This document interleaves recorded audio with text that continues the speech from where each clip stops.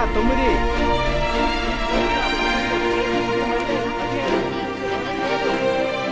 అంటే 45 top ranks sir. 46.